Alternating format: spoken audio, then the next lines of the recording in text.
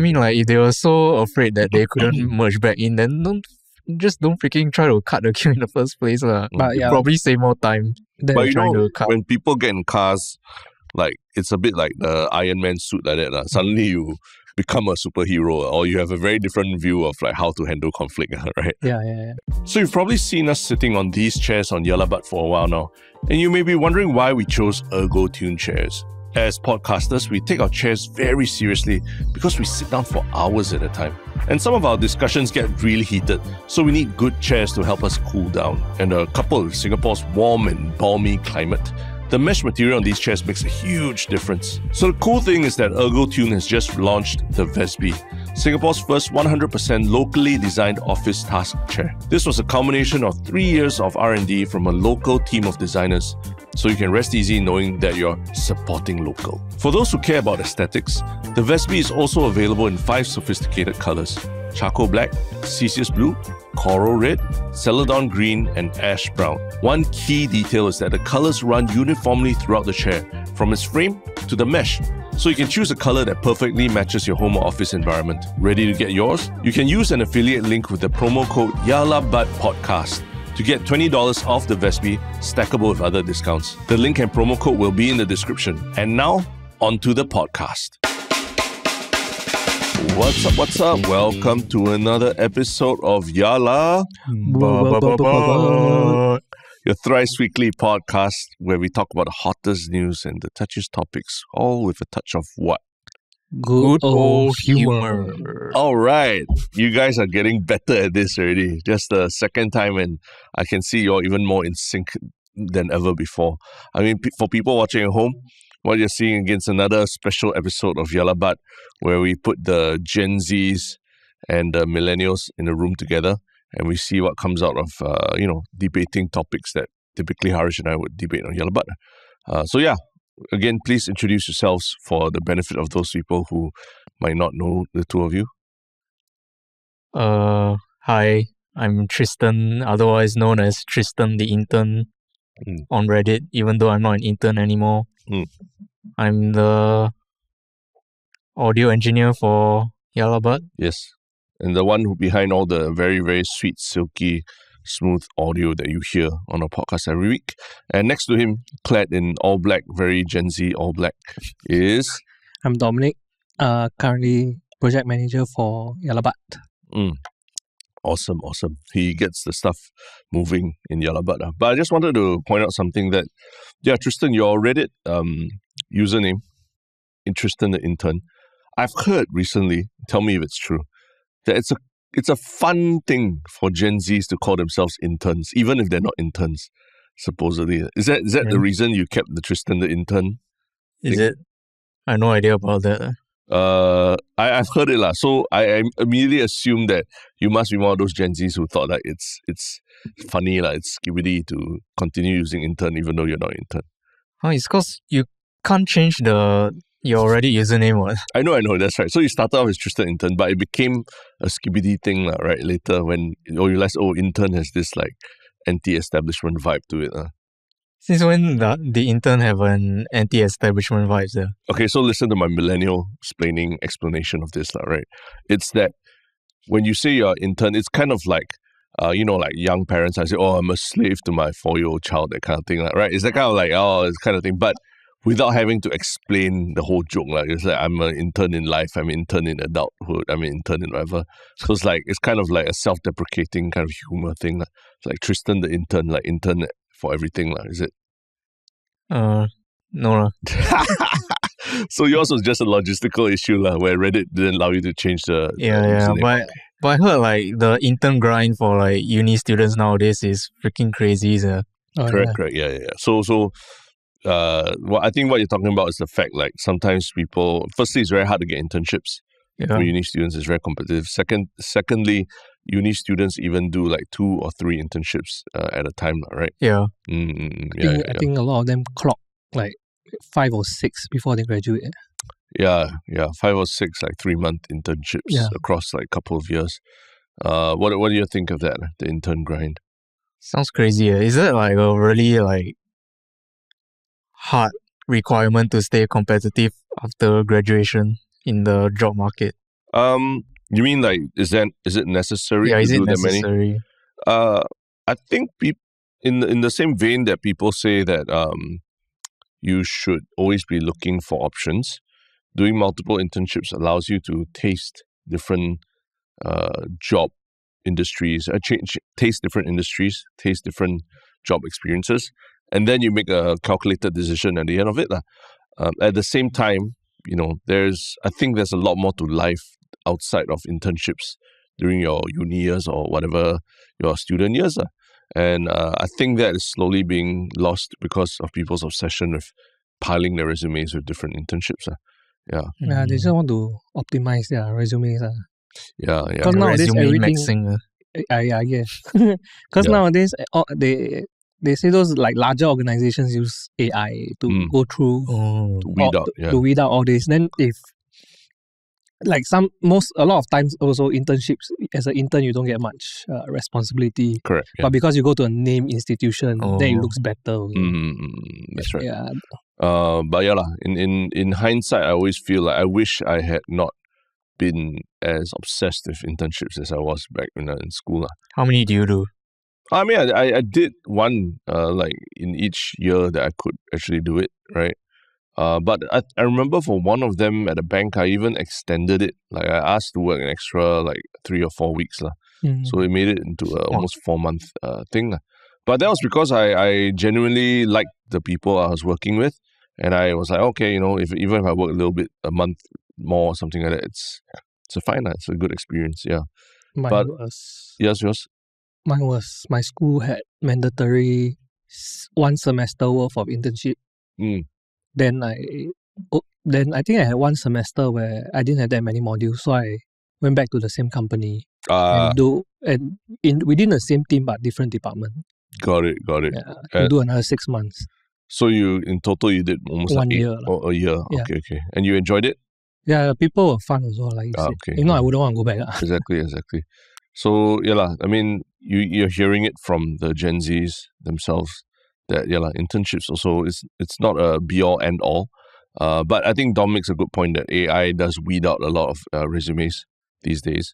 So if you get at least one good internship on your resume, should set you up well, right? But internships are not the be all end all of a university summer. But speaking of which, it's like we're coming to fall already, right? The weather patterns are changing. And even yesterday, like everyone experienced a near typhoon in Singapore. A lot of wreckage all around the CBD area and everything. Did you guys experience anything crazy while it was all going on yesterday? Like last night, like all of a sudden, like the wind went freaking crazy. It was like, like I only had like my small windows open, the one that like open outwards slightly, and it was still really strong. Yeah, it was. I could hear like a lot of stuff rattling around in my living room because the balcony door was open. I see. Rattling in your living room. Wow, that's scary, man. How about you, Dom? Did you experience it? I was having dinner. Then and then it just happened after I finished my dinner. Yeah. So walking to the car park, then suddenly, boom! Everything. Even in the coffee shop, then all the like the loose stuff all started flying around. Like some coffee shop, some store owners, they had their like the styrofoam boxes all in the package. They put outside, then all fly away. Then I mean, then like Singaporeans being Singaporean, all put chap. The thing fall down, they just walk around it in the middle of the road. Then I went to help pick it up. Very relevant to what we're talking about later. Yeah. But I had quite a different experience from you, in the sense that I was caught in a jam on the car on the way back from the East Coast back to town and all that, right? And then there were, because East Coast Road is very long, very big. There were a bunch of like big tree branches that actually fell on the road. And I realized like, after a while going through a jam, the jam was there because there were vehicles stopped behind the branches, and the drivers came out to actually move the branches themselves. So this was like citizens getting action, right? Yeah. Taking action to move the branches themselves rather than waiting for authorities to come and do it for them. So they were actually braving the wind and the typhoon to or the squall, as technically it's called, the squall, to try and overcome the traffic conditions. So at that point, I felt very Singaporean. Yeah. I felt like, although probably it wasn't Singaporeans actually moving the branches, it was like some motorcyclists and big construction vehicles. So my guess is they might not be Singaporeans. But either way, people stopped and helped. So I saw a very beautiful side of Singaporeans last night with everything. But the topics we're going to talk about, they don't feature the best of Singaporeans or Singaporean behavior.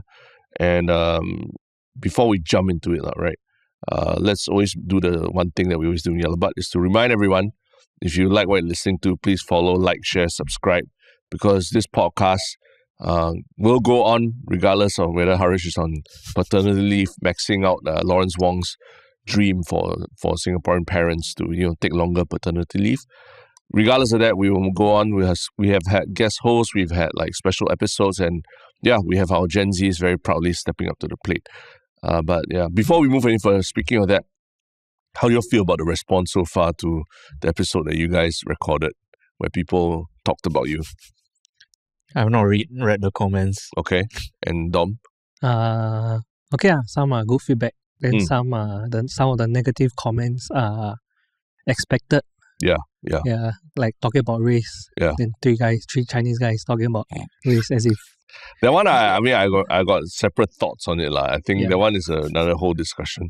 But I think the main thing for me was, I think there are people who acknowledge that, you guys are trying. It's your first time and all that. And I think there are people who comment saying, at least these guys are trying, right? Yeah. And there is a difference between when Harish and Terence are doing it, obviously.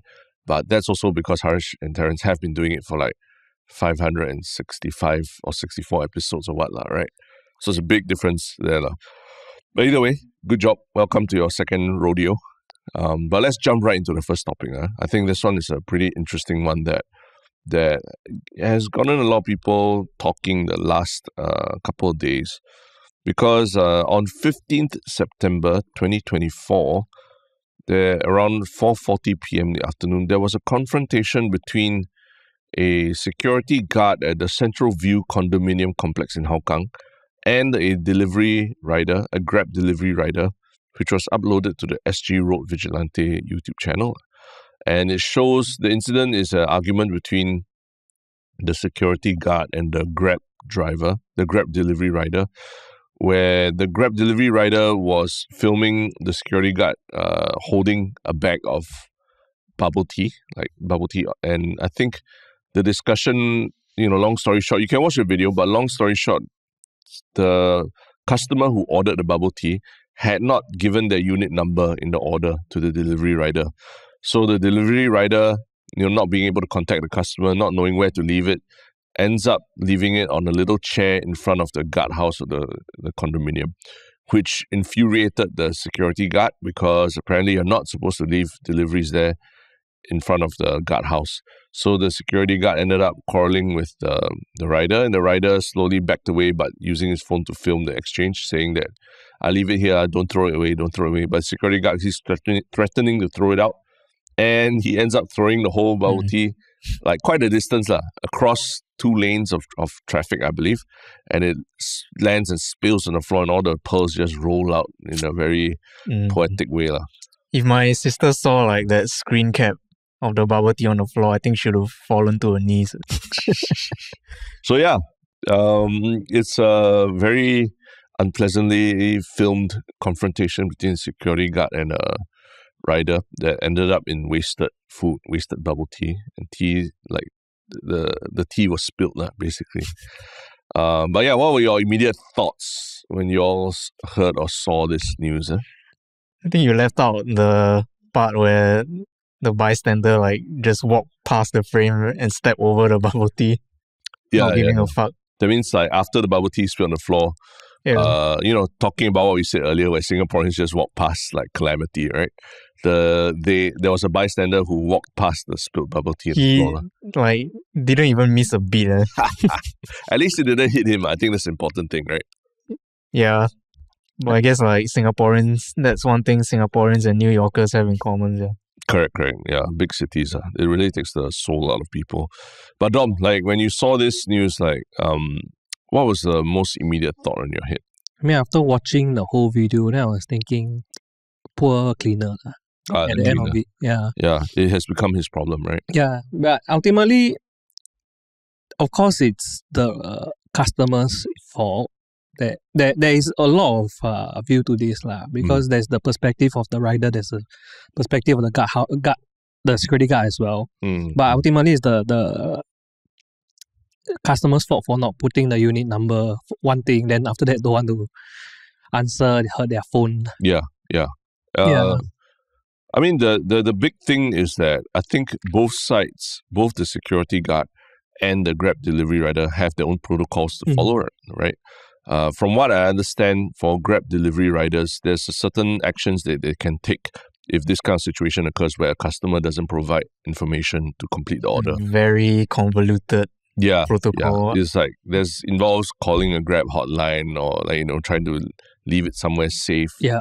And I think even in their own documentation, they say that somewhere safe includes a guardhouse, right? Yeah, correct. But then on the security guard side, their condominium protocols, which are determined privately by the MCST, the management corporation, everything, is like if their own condo rules are that you cannot leave deliveries at the guardhouse, then the security guard has to actually enforce the rules himself, right? And these rules become, and you wonder, it's just a rule and rules can be broken, right? But at the same time, in a response to this, the security, let me just get the name correct, the Union of Security Employees, which is the union for security guards, right? The general secretary of the organization, Raymond Chin, said that bylaws such as no placement of deliveries at common areas are set by MCSTs, not the security agency and nor the security officer. And should the officer not enforce the bylaws, the MCST will actually fine the security agency per incident, and it could range from $50 to $300. So there is a real monetary punishment to the security agency if they don't follow the bylaws that the MCST puts out, right? So you can tell both sides have stakes involved in trying to maintain their protocols, right? But Tristen, when you hear all this, who do you immediately think of blaming when you first heard of this incident?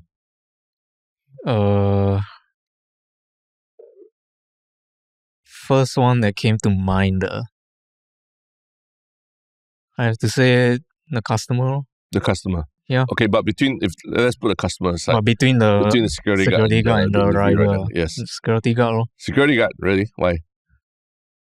Because just based on the initial screen cap that you see when you open the article, it just doesn't paint the guard in a very good light. But then after hearing all of the management guidelines and the fines and all, I can understand why he's so angry, but come on, hurling the bubble tea onto the floor.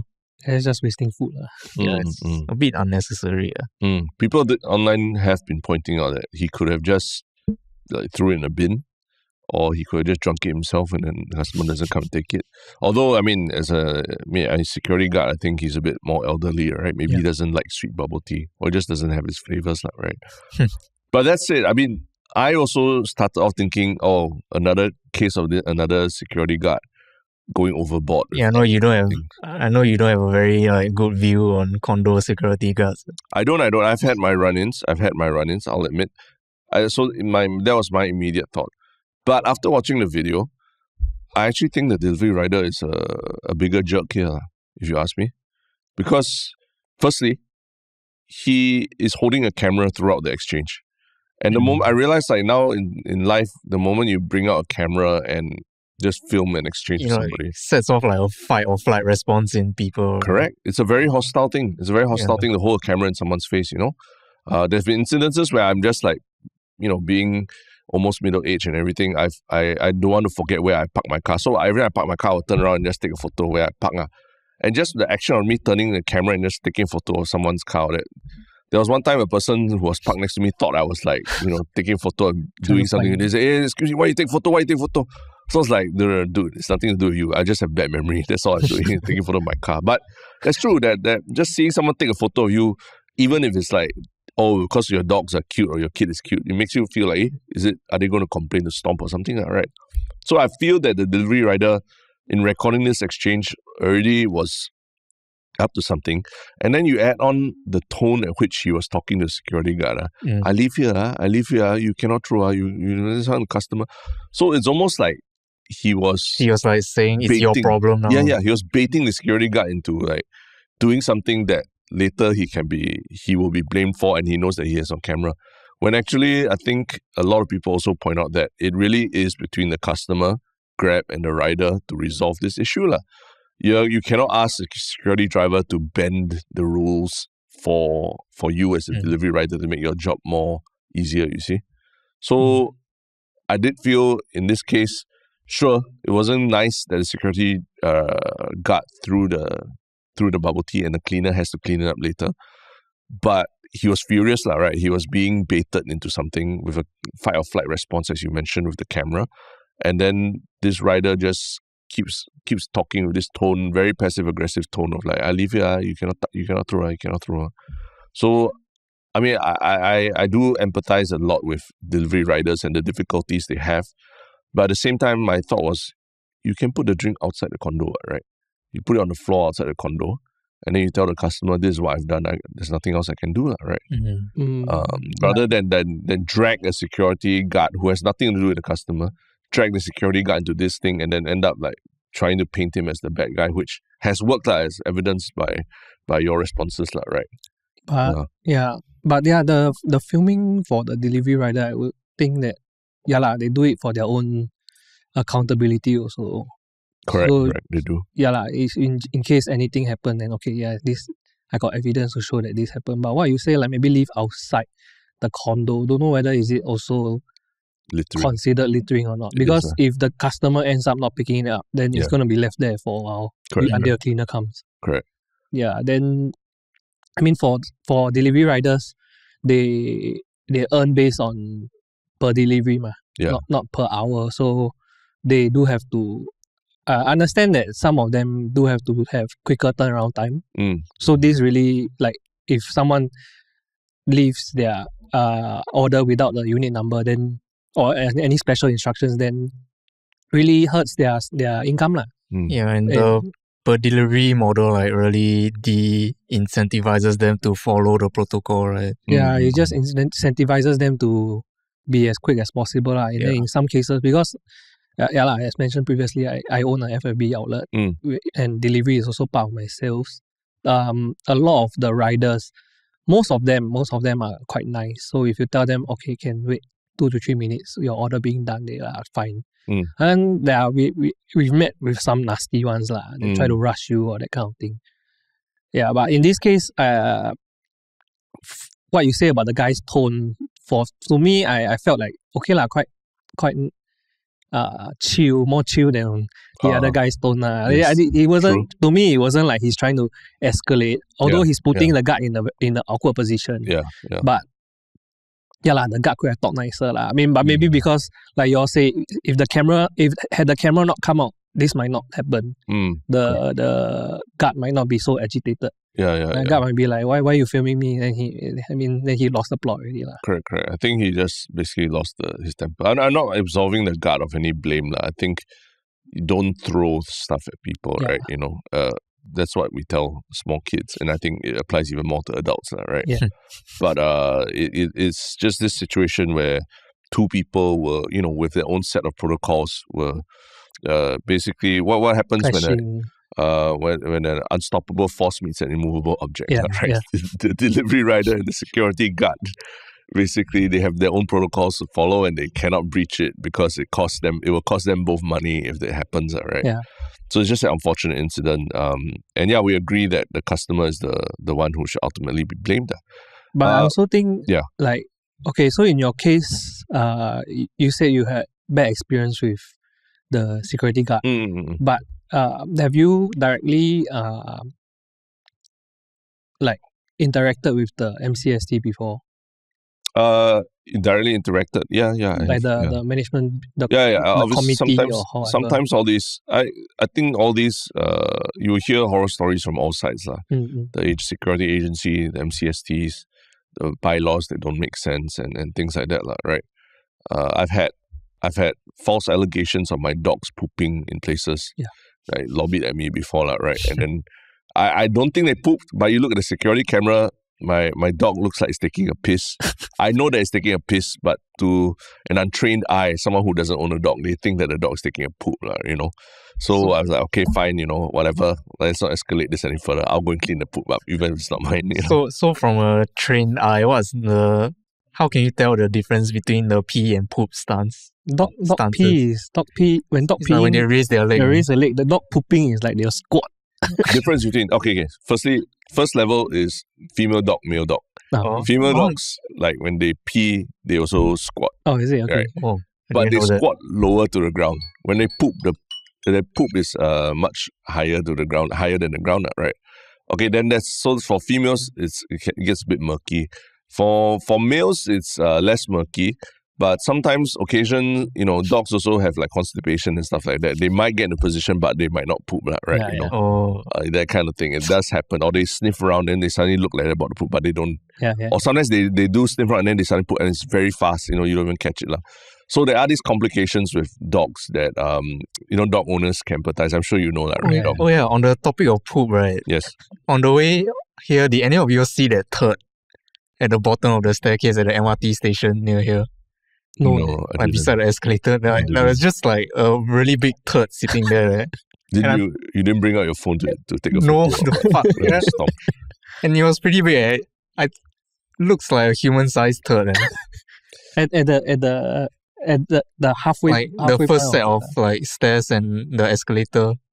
Down. So in between the first level and the okay. But I didn't see any poop. I didn't take public transport today, so I have experienced it. But you should take a photo next time and report it to the authorities if you encounter that, Tristen.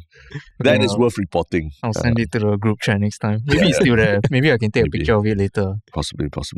The other thing I wanted to ask also is, doesn't this mean that maybe there's some issue with the protocols that both sides have?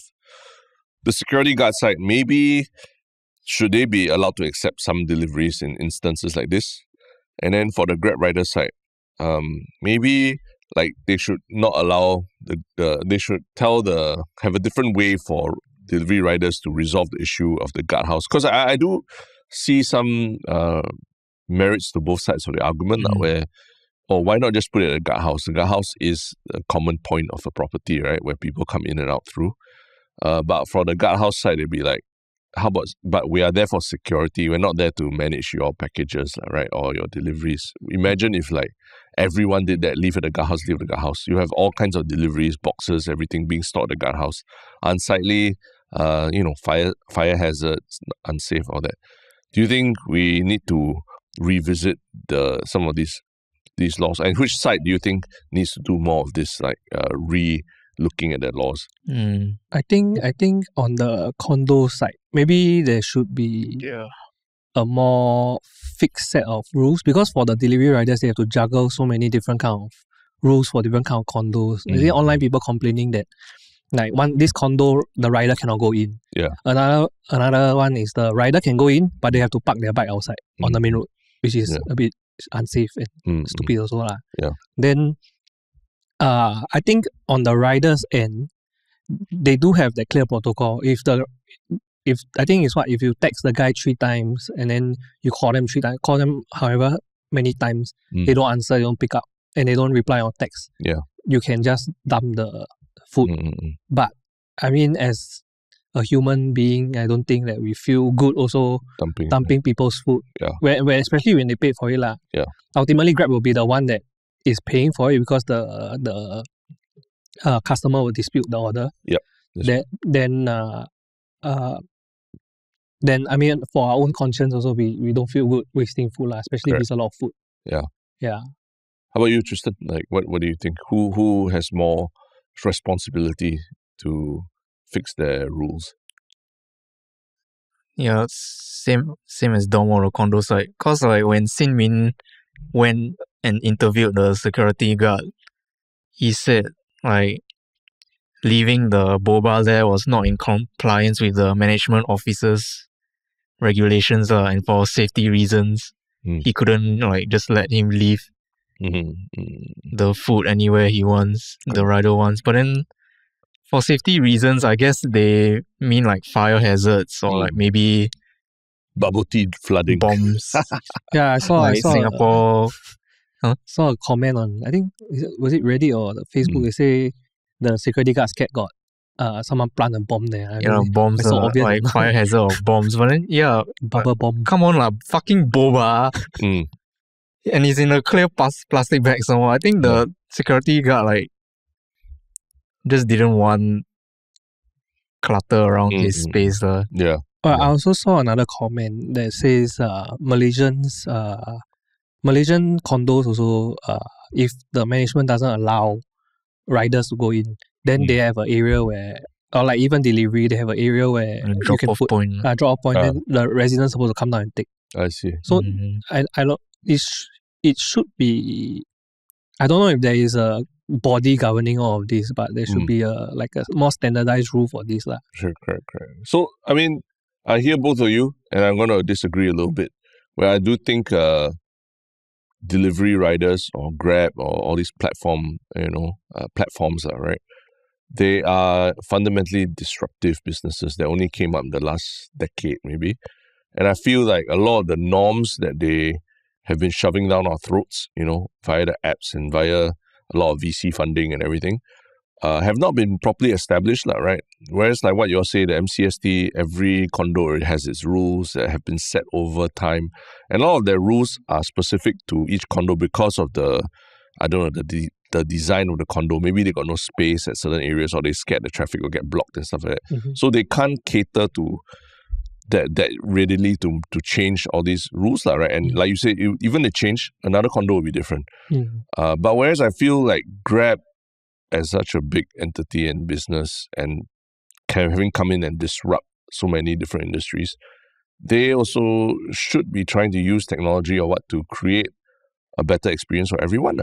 And not rely on having the driver to go and fight with the condo security officer to get the delivery there. Say, for example, like what you said, a drop-off point. Not necessarily, to me, it's like maybe not even necessarily within a condo, but you know how like if you rent a bicycle like and POP station. What, sorry? Like one of those POP stations. Yeah, exactly. Box. Yeah. So they're like, if you don't get your food, if the delivery rider can't get the food to you, it's going to be left at this POP station for 2 hours, and after 2 hours it's going to be disposed of. And I'm sure if they build this kind of thing, it doesn't cost a lot of money for them, or it might cost money for them, but it's a sliver compared to the kind of money they make. Yeah, and it's a technological solution to classic like person versus person conflict, right? So I feel like if you are the one doing the disrupting in the industry and all that, you should also be finding solutions that have caused inconveniences for other people. I mean, the bike sharing companies did it, so I can't Grab or deliver. Exactly. Remember bike sharing at one point it was hideous, where like everything was thrown everywhere. Yeah, bicycles were just thrown everywhere into reservoirs, down HDBs and everything. Now they found a solution where they create, this geotagging and this bike spaces where you can park your bike. And if you don't park them properly, you get fined as well, right? I think one simple solution for Grab to implement is when you input your address, right? Every field is required. Exactly. So something like that as well, right? Where you put a few, and then literally like some asterisks there that if you don't put the correct address, your food will be disposed of. Yeah, right. And you will be charged, right? So I think there is a technological solution to this, but it's up to the platforms to have the conviction to push it through, rather than to say, oh, your riders, you all need to learn how to engage with security guards better and cause this kind of thing. Because it's unfair for the rider to have to be in that situation. And I can imagine it must be very stressful for riders you go to a condo, you don't know what's going to happen. Like, you don't know whether this condo security guard is going to be mean to you and all that. And they will be mean because they also have their own set of rules that are very annoying. And I mean, residents can also be quite demanding on condo security officers. So and on all sides, everyone's being squeezed. And I feel that it's the onus should be on the both, especially the platform that is doing this disrupting to try and solve this problem, right? Yeah, but again, maybe it's both sides. The condos also need to get with the times. Grab needs to take more responsibility for these kind of things. But I think quite well known that MCSTs are always, the committees are always all those people who are like, want some semblance of power and authority, and then there's the only one, then they go power crazy over all this. Yeah, I've heard that too. But we take those personality things aside, right? Because you could say the same of a lot about these platforms as well, and what they've done to our industry. Super apps. They literally want to control everything. There's a god mode in like the Uber app that was outed and then caused the downfall of the CEO or the founder / CEO, right? Yeah. Back then. So that aside, I think we can't deny that security and food delivery are both very important parts of the experience of living, right? So we got to find a way for them to work. But yeah, ugly behavior all around.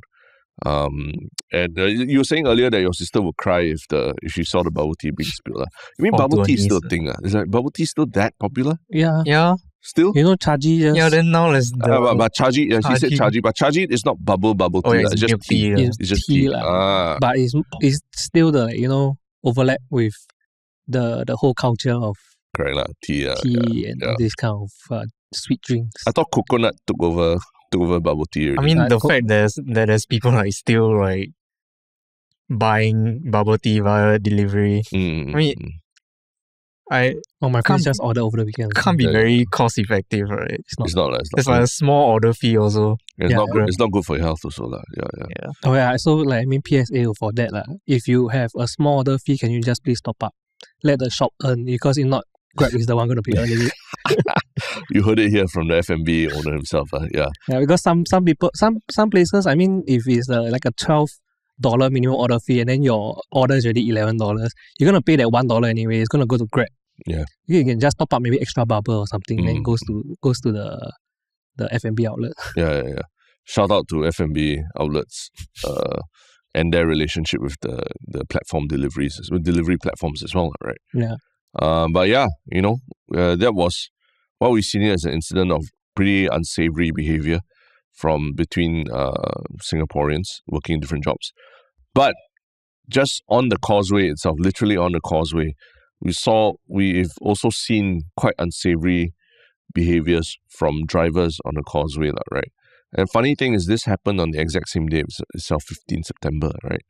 And this incident is of footage of a woman who was captured on a causeway who put a body in front of a moving vehicle at the second link and used her body as a way to stop the vehicle from moving forward so that her husband could cut in from the left lane to the car that was filming the video, right?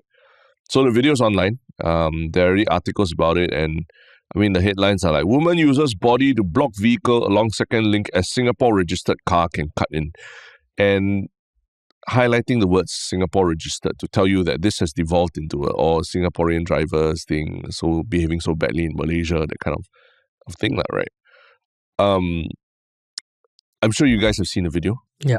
What were your immediate thoughts when you saw the video of what the woman was doing? I think it's just another... This is the second time. I think this is the second time, maybe in recent years, that that he has blown up that some lady is trying to use her body to block a car. Correct, and then on the causeway. But now, this happened before. It's happened before. There's one woman who was like, she was like even pushing back. Then I remember she looked like Hossein Leong. She looked like Hossein Leong, remember? And then she just stood in front of the car and was like smirking at the driver, right? She plucked out the guy's number license plate. Yeah, that's right. That was quite ugly. I vaguely then her son came out and then wanted to fight or something like that. Yeah. Right? When it's their fault. Yeah.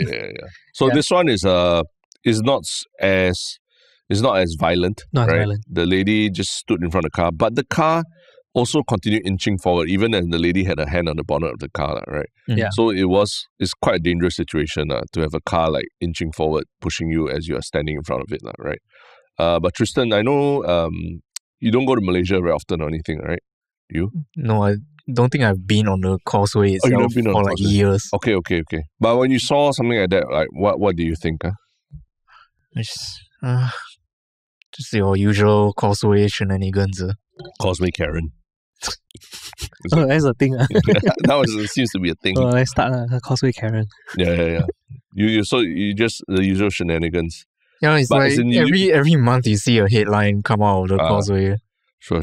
But do you think it's a Singaporean kind of thing, a Singaporean behavior for people to do this? I think it's a very Asian behavior. Asian? In what sense? Like the kiasu mindset. Oh, okay, kiasu. Selfish kiasu mindset. Okay. But Dom, you drive a lot to JB. No, I don't drive to JB. You don't drive? Me and my girlfriend, my girlfriend is Malaysian, so whenever we go JB, then we will take the bus in. Okay. Then we will rent a car if we need a car. Got it. In JB itself. In JB itself. Is it because you want to avoid situations like this? I mean, we don't have experience with the causeway jam also. So for us, it's like, don't want to escape all that. Just straight go in and then you rent a car there. It's much easier. Correct. Then after that, you return the car near the causeway, then you just take a bus back. It is. I've travelled across to JB on multiple modes before. Driving is my least preferred.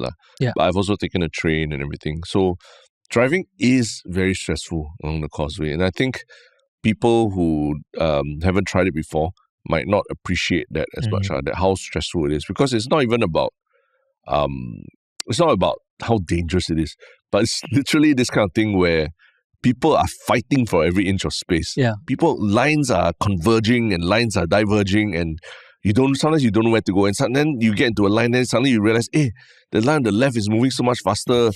And then, you feel like, should I go there or should I stay here? Then you go there, you have to start cutting across traffic, and then people horning you, and they really don't want to give way to you. Yeah. And vice versa. In some ways, you queued up for 2 hours already, then suddenly this car just zooms up next to you and then insists on butting in.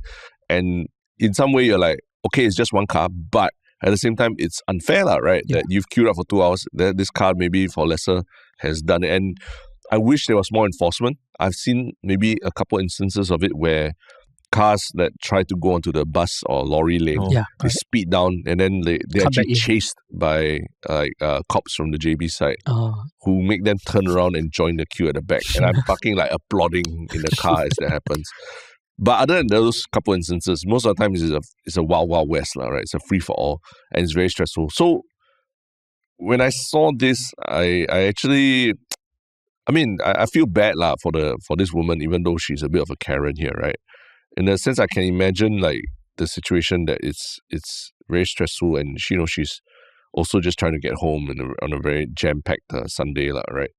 But do you think that it was wrong for the car to continue, the dash cam car to continue inching forward while the lady was standing in front of it? I mean, definitely, yeah. Definitely. Anything could happen, right? What if she loses her footing, trips, and you freaking just run over her by accident? Yeah. But on the other hand, come on, trying to choke the lane with yourself is also a bit much. Yeah. And somehow, if you see the video, she keeps doing this, the gesture. So Tristen doing gesture towards the dash cam. Sorry, in those not watching YouTube feed, this one Tristan's doing the universal gesture between car drivers, right? What the hell? The raised palm, what are you doing? As if that's one thing that really irked me. Her doing that throughout the video, as if she's in the right. Also, entitled. Yeah. Because you can actually, the lady has actually even come forward with her own version of the events. She went to a group and posted on Facebook videos from her perspective of that her vehicle was not the one that was trying to cut queue. Actually, it is. Actually, so, since we're here, we might as well talk a little bit about it, right? Yeah. So, do you remember what the contents of her video was? So, her video was she's going through the toll booth. Which is before they get into customs and all that, right? And then, there is already a long queue after the toll booth. I think there are a lot of merging lanes after that. So she after passing through her toll booth, she swerved left and then tried to cut the queue from her original queue. Then I think that the part that most left lane was a merging lane to the right side. Then then there's this black car that I also don't know why wants to won't let her through it. Not say won't let her through. It also a bit aggro. Then keep going to the left. Yeah, you can see in her video that I don't know whether her driver was a shit driver lah, but he like keep trying to avoid and then jerk left that kind. Yeah. Then I mean in the merging lane you let the guy that is in front slide in lah. But I think like you said, everybody is stressful and every inch is precious. Yeah. So I don't think. And in the lady's response also, she say this is an individual issue. Don't bring nationality into it. And then because there are Malaysians. Yeah. There are a lot of Malaysians working in Singapore, and there are Malaysians that own Singapore registered cars who go through the causeway and to go back home maybe in Johor. Yeah. So we don't know their nationalities, but the original video was a Malaysian car. More likely than not, that one is definitely a Malaysian. We wouldn't know that the lady is Malaysian or not lah. Yeah. But I mean both drivers are idiots. Correct. So they weren't like rushing back to it for any emergency. There's no rush. There's no rush. There's a jam. The jam is like it starts literally like right as they exit the toll booth. It's a jam already. It's a long weekend for Malaysia. Yeah. So the thing is that from that toll booth, it sort of diverges into two lanes, but within a few meters, it converges back into one lane again. So this lady's car, her husband decided to just cut a couple, like maybe 2 or 3 cars ahead by going to the left side. And then probably one of those 2 or 3 cars is the one that took the original dashcam video. They got pissed off that someone's trying to do that and then refused to let him cut and sort of like very aggressively like pushing each car left lah. So correct, both are idiots. But if you ask me who's the bigger idiot, I think it's actually the lady lah. The lady and her husband in the sense that they were so obviously like even just 2 or 3 cars also still trying to cut you, right? And then they kept. I mean, if you read her Facebook post, she writes it in Chinese, and I tried to make head or tail of it because it's really a lot of rambling and ranting. But essentially, she's saying that she did not cut a queue. It was the car on the right, the original black car that was trying to cut the queue. But essentially, everyone is in a queue already, right? Yeah, and she's just trying to get ahead of 2 or 3 vehicles by doing what they did lah. And just unsavory behavior from her husband. And then the black car also not a saint either. And then the black car, probably cut out all that the back part, the back part, and then just put a video of her getting out and then gesturing at him lah, right? Or him or her lah, right? But hearing all this, do you think that that this is a viable strategy for anyone to use human shields to block vehicles as they pass lah? Cutting ahead of like 2 or 3 cars, would that really have made any difference to your travel time? That's why I thought you're the bigger idiot for doing that, And the reason they were like so desperate until they resorted to using the woman as their signal light is because I assume they were afraid of getting trapped on that left lane for don't know how long. Right? Yeah. And you could have just stayed in your lane, right? Let the car pass, But they didn't want to let the car pass, and I think she explained that, because they're so close, we were scared that it would get, there'll be collision or whatever. I mean, like, if they were so afraid that they couldn't merge back in, then don't freaking try to cut the queue in the first place. But probably save more time than trying to cut. When people get in cars, like, it's a bit like the Iron Man suit like that. Suddenly you become a superhero, or you have a very different view of like how to handle conflict, right? Yeah. And it's happened to myself also, or I'm sure you also have experienced it, where suddenly you feel like, wow, like this person's offending me by cutting in front of me or not signaling and all these things. I don't know where that comes from, but I think I can blame my dad. Because everyone feels it. I feel it's like a universal thing. Like somehow because we when we are younger, we are passengers of our parents' car. Yeah, we watch how. So I think probably we were influenced by that. I'm not so aggro. Okay, maybe I'm aggro sometimes. My friends can say like But then in the car, right? Sometimes even if nobody's in the car, like then people cut me off, all this kind of thing. Then I like irritated, right? Then I will verbally say like fuck that guy, kind of thing. Or like point middle finger to myself, that kind of thing. But then like I mean, I think I learned that from my dad. My dad is super aggro for driving as a driver. Is this like the generational trauma my fellow Gen Zs keep talking about? You would think so, but at the same time, I feel there's also a lot of young drivers who also have issues, right? Like anger management kind of things. Rather than generational trauma, is it more of a Singaporean thing where the idea of owning a car is you have a certificate of entitlement, which makes you entitled to that space on the road. Correct. So when people tap in and all that, you get extra angry because you are entitled to a thing and someone has questioned your entitlement. Have you ever seen the driving SG subreddit? Oh yes, I believe so. It's like just filled with posts of like people like, oh my god, I can't believe I failed my TP test because of this. Then sometimes I read some of them, I'm like, oh my god, I'm so glad you failed. They feel entitled to passing and getting their license. So that's the perverse incentive that the COE brings, where people who drive feel that they own the roads because they've paid for a COE, they've paid road tax. So cyclists or other people, cyclists never pay road tax, so why are they on the roads? In some ways, I think that breeds that kind of behavior, like, why are you trying to cut my queue? All that, at the end of the day, driving is to just get you safely from point A to point B. And I always, in my dreams, I always hope that, when more delivery, when more ride-share services and Grab and all that become popular, the value of owning a car or the prestige of owning a car will decrease in Singapore. It's gone the other way. I feel like people are even more assholes about it and they buy even more expensive cars to show that they are above like the normal But driver. It's not even like more expensive cars. Like the same cars now cost more because they recently changed the ARM. Yes. So it's still a huge so it's flex. Even worse. It's a big flex and everything. And COE is even more because the riding platforms, they bid for COEs as well. COEs become more rare and even more expensive, right? Yeah.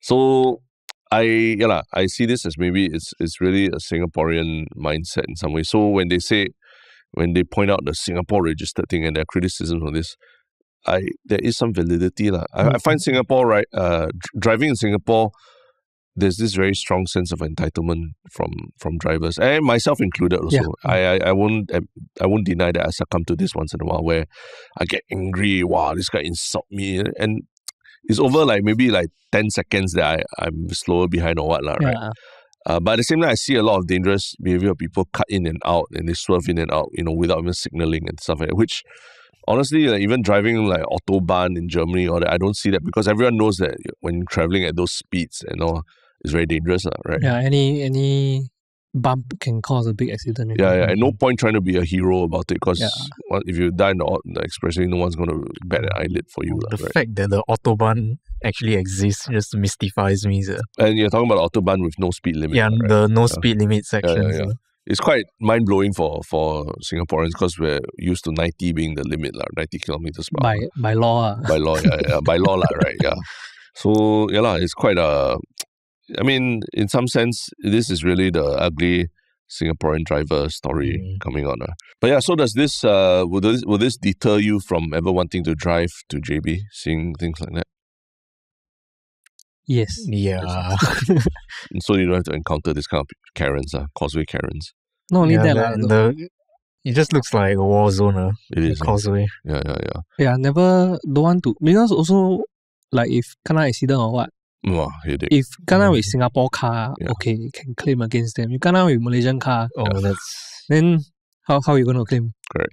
Then like, I think I have friends who drive in. Then some of them do they do the supper run. So that's the timing where there's no cars at all. You just go in and out very fast one. I think that kind of timing is still okay. When you go this kind of peak hour, then I also don't know why some people choose to go during peak hour.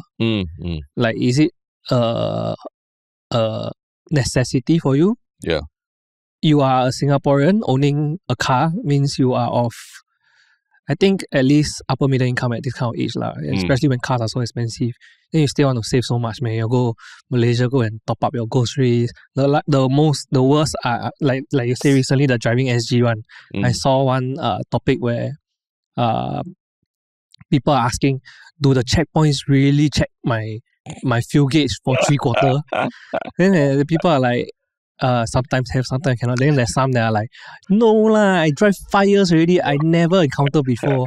Then they're like, you go there, then you get their cheap fuel. The lucky worst one is those that pump their RON 95, the subsidized one. Yeah, when they're not supposed to. When they're not supposed to. I mean, you own a car in Singapore, why it must be so cheap? It makes us Singaporeans look bad lah. Entitled. Right? Entitled. Then you go to Malaysia, and then the recent thing also, this Singapore registered car was in traffic in I think JB. Then he opened his window. He winded down his window through the orange peel out. Right? Yeah. I saw. A driver, another driver motorist came out and take and then throw back in. Yeah. I thought that was cool. Yeah, that was. I mean, good on the guy that went to throw back in lah. But it doesn't look good lah. For Singaporeans. Yeah. So it's why I've told my wife before that the next time we drive into JB, I need to have a pair of sunglasses because I want to look a lot more aggressive and a lot more abing when I'm driving around lah. So if any instance comes like that, nobody tries to, at least fewer people try to bully you lah. Because I think generally I have a very like kind face lah, right? Kind, friendly face. How are sunglasses gonna fix that? Oh, a big difference when you can't see your eyes. It looks more aggressive. And you watch that video that you're talking about of that guy who picked up the orange peel and threw it back. And then the way he saunters back to his car. You know this guy, you don't want to mess with him, right? No fuss given. Yeah. You know this guy, if you don't have a fight with him on the causeway, probably he got friends who come and look for you later and all that kind of thing. We didn't talk about fights. So you want to go to JB and pick a fight, man. Exactly. Right. Exactly, yeah. People there don't give a shit. Yeah. I mean, you're in foreign land. Yeah, correct, you want to pick a fight. It'd be stupid also. Yeah. So overall, I do enjoy the whole JB experience. But the stress of the causeway always makes me hesitate about agreeing to go lah. Yeah, last year for my birthday, I made a mistake of wanting to drive in on my birthday. Oh, I spent probably my whole birthday. I spent about 8 hours just in the car. Over the weekend, is it?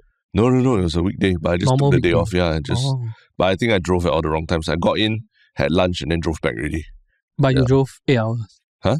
I was in the car for 8 hours, 4 hours there, 4 hours back. Yeah. So it's just not the most fun birthday ever, right? But yeah, that's our Yalabat discussion about Singaporean behaviours, both on the road and in front of condominiums. But yes, we always have the very fun segment at the end of every episode where we talk about one Shiok thing. I'm sure you guys are pros right now. You all look like you're ready to talk about it. Do you want to just jump into it? Who has it? Sure. Okay, Tristen. So, last year, the latest mainline installment of the Final Fantasy series, Final Fantasy 16, released. It was a PS5 exclusive, but now, as of yesterday, it's been released on PC as well. Okay. The Master Race. For the Master Race. Yeah, so I'm planning to play that, but the actual one Shiok thing is, alongside the PC release, they've also released the original soundtrack on Spotify and Apple Music. Okay. And I've been listening to it and wow, it's really a piece of work. Like the game itself is already such a spectacle. But the soundtrack really elevates it to a new level. And I think it even won the award for Best Score and Music at the Game Awards last year. And yeah. Have you went for those live orchestra for Final Fantasy? Oh yeah, I went last year. The Distant Worlds. I think the recent over this weekend also I saw one of my friends went. Oh yeah. This previous weekend it was the live orchestra for the latest Final Fantasy 7 remake. Okay, yeah. That's why I got my friend was filming the Sephiroth part. See. I can see what we're going to do for our next company outing already lah. We will drive to JB and then we will listen to the Final Fantasy soundtrack while sipping on bubble tea. We record a podcast during the jam. In the jam.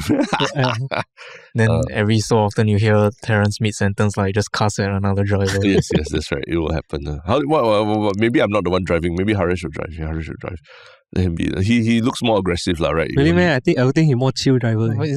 But he looks more aggressive. The eyes, the eyes staring at you from another car. Wow. No, nothing racist. Let's stay out there. Nothing racist. He doesn't need sunglasses. He doesn't need sunglasses to look angry, right? Day to day, he just looks angry already.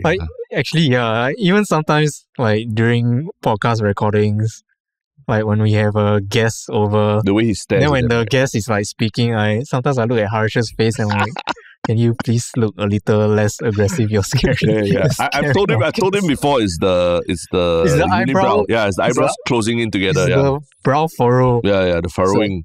But actually, I've talked to him about it, and both of us have a little bit of it. It's just that my face is a bit more cartoonish, so it doesn't look so scary. But he's scary, because the eyes are very big, and then he furrows the brows and stares at people. So I think I told him, like, let's keep the middle part of your eyebrows higher when you're listening. Look interested, but don't look scary. Yeah. So that's like also a Tinder date tip also, right? For the single guys out there. For single guys out there, yeah. But yes, Dom, what is your one Shiok thing? My one Shiok thing. So this morning, was listening to the podcast by the Journal, by the Wall Street Journal. Yeah, love it. Yeah. Then they're talking about the succession battle for the Fox News empire.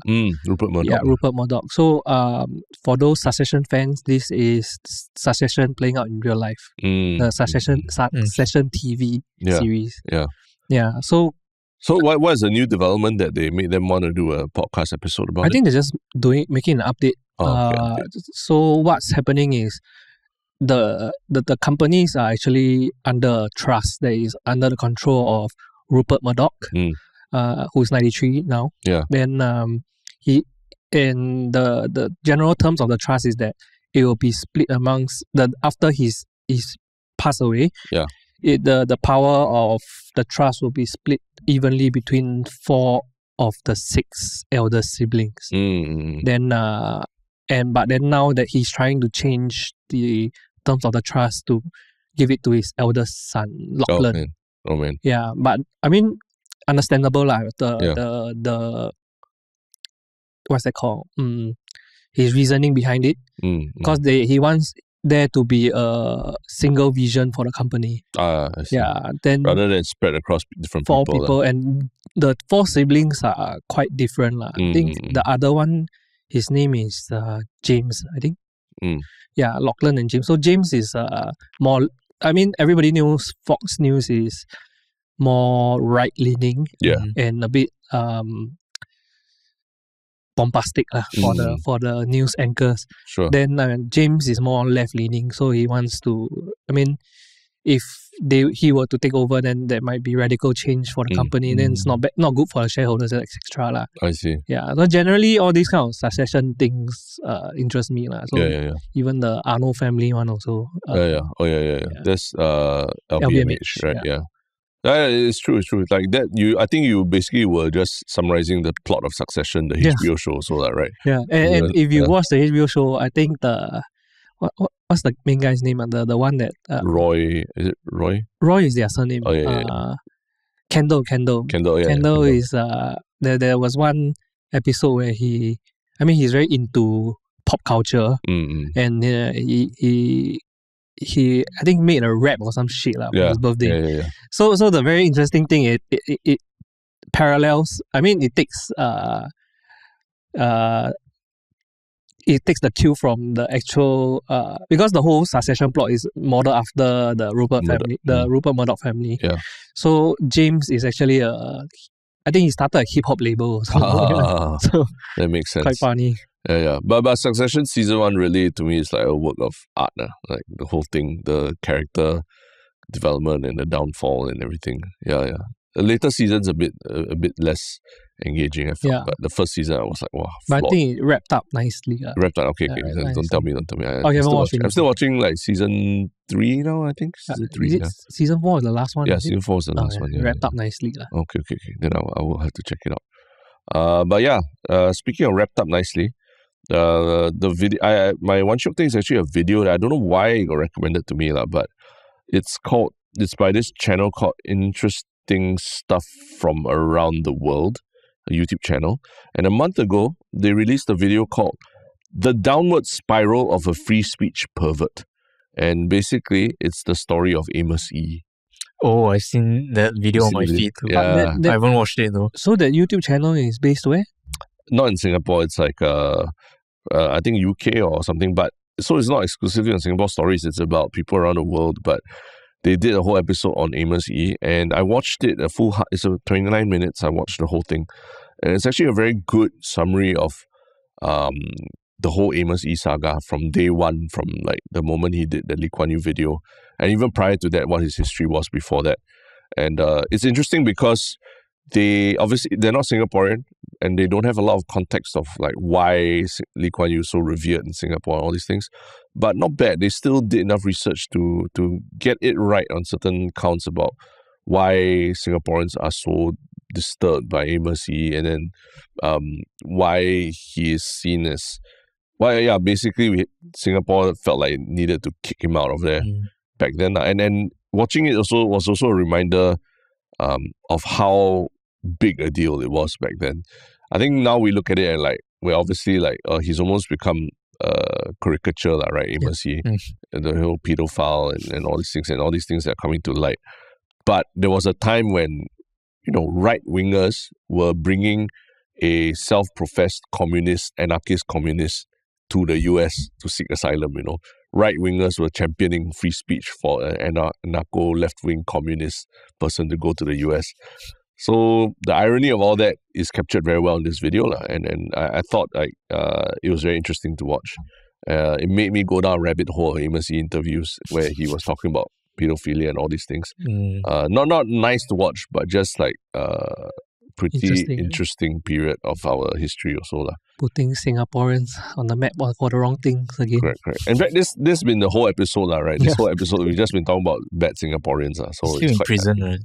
I believe so, because he did stupid shit again, like even while under probation in the US and all that. Yeah. Do you know I can do a pretty good Amos E impression? Oh, please do, yeah.